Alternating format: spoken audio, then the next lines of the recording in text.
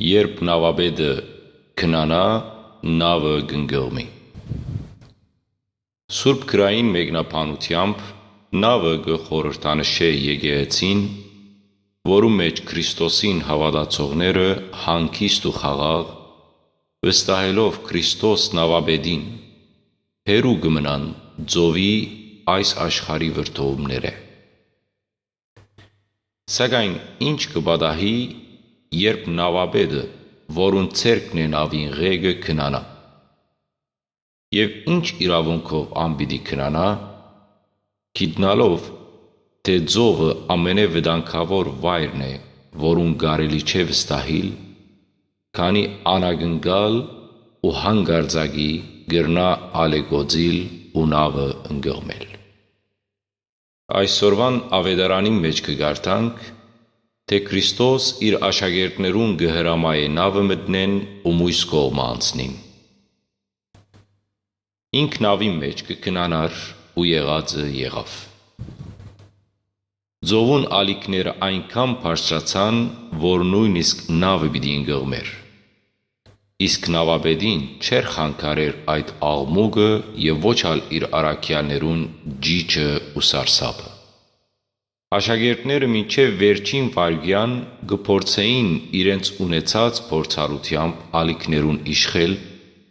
ու նավը փրկել, քանի նավի մեջ էին իրենց կյանքերը ու կյանքեն սուղ բամը չկար իրենց համար։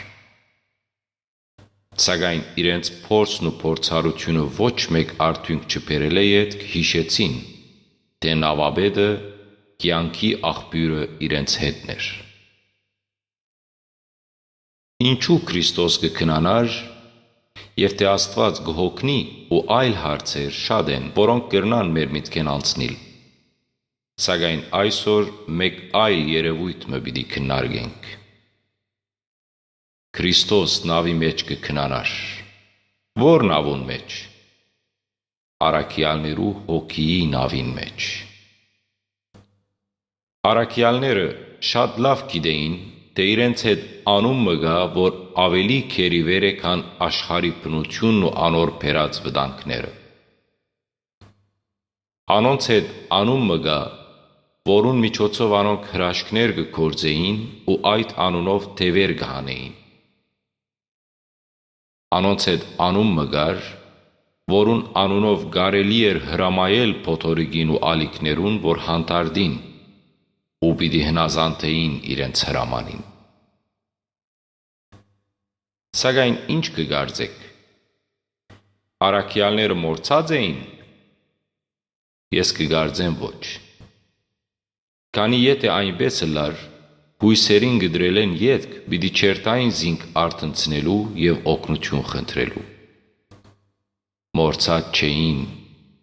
այլ Քրիստոսը անոնց սրտի մեջ բարգած էր, ու չէին ուզեր անոր դիմել, գուզեին փրկվել իրենց անձնական փորձառության ու ուժին վստահելով այն ինչ որ հուսախաբ ըրավ իրենց ու հանձնվեցան։ Այսպես կպատահի մեզի հետ այսօր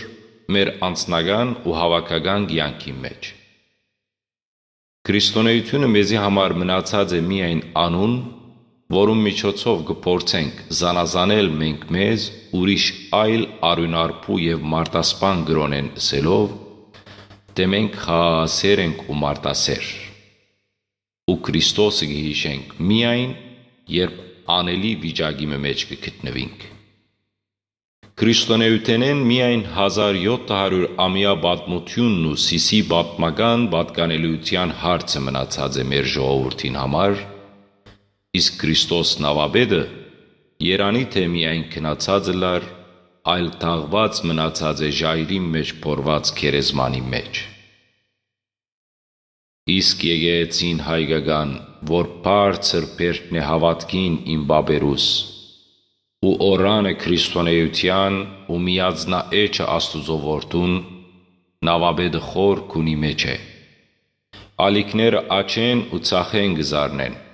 փոթորիկներ, այլև երկրաշարժներ, սակայն հիշեցնող չկա բարգած Քրիստոսը արթնցնելու իր խոր քունեն։ Եզրակացություն։